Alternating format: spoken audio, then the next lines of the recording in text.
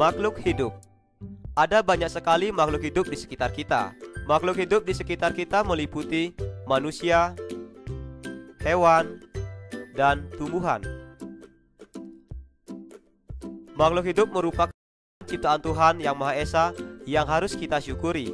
Setiap makhluk hidup memiliki ciri-ciri tertentu, namun sebagian besar makhluk hidup memiliki ciri-ciri yang sama.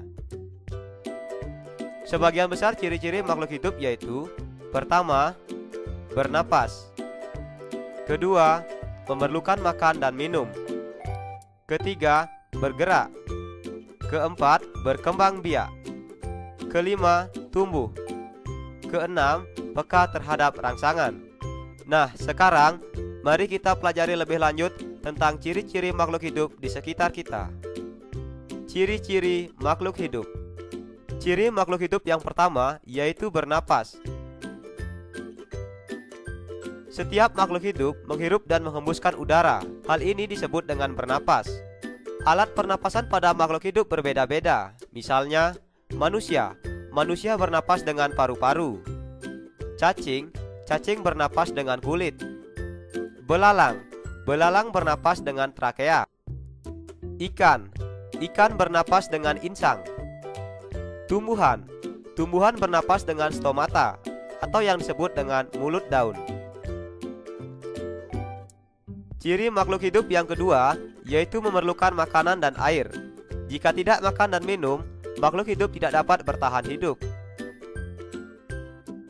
Manusia, hewan, dan tumbuhan memerlukan makanan untuk sumber energi agar dapat bertahan hidup.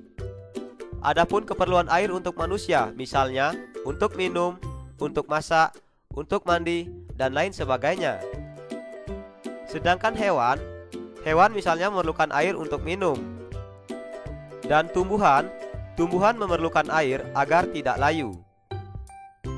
Ciri-ciri makhluk hidup yang ketiga yaitu bergerak.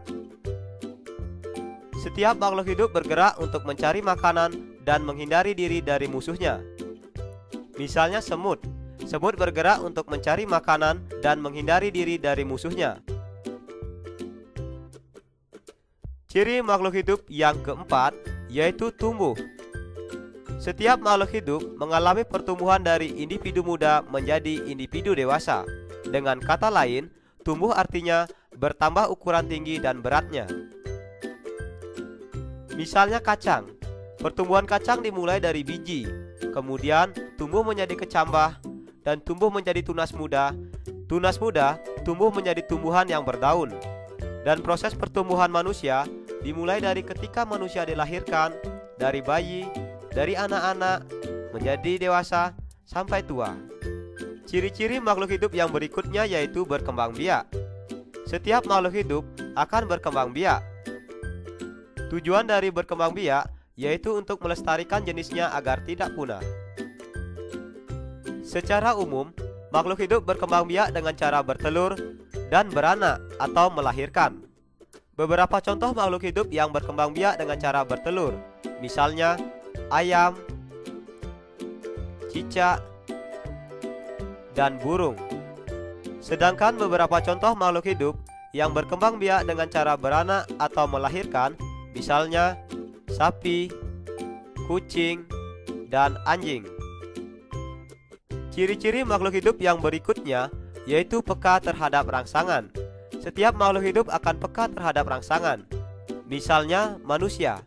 Jika kita melihat sinar matahari atau sinar yang menyilaukan lainnya, dengan cepat kita akan menutup mata. Hal ini berarti bahwa manusia peka terhadap rangsangan. Contoh lain misalnya, ketika kita dicubit oleh teman, tentu kita akan merasakan sakit. Hal ini juga menunjukkan bahwa manusia peka terhadap rangsangan. Berikutnya, kaki seribu. Hewan kaki seribu akan menggulung badannya jika disentuh. Putri malu. Bagian tubuh makhluk hidup akan mengalami perubahan jika terkena rangsangan. Misalnya daun putri malu yang mengatup jika daunnya disentuh. Nah, semua contoh-contoh ini menunjukkan bahwa makhluk hidup peka terhadap rangsangan.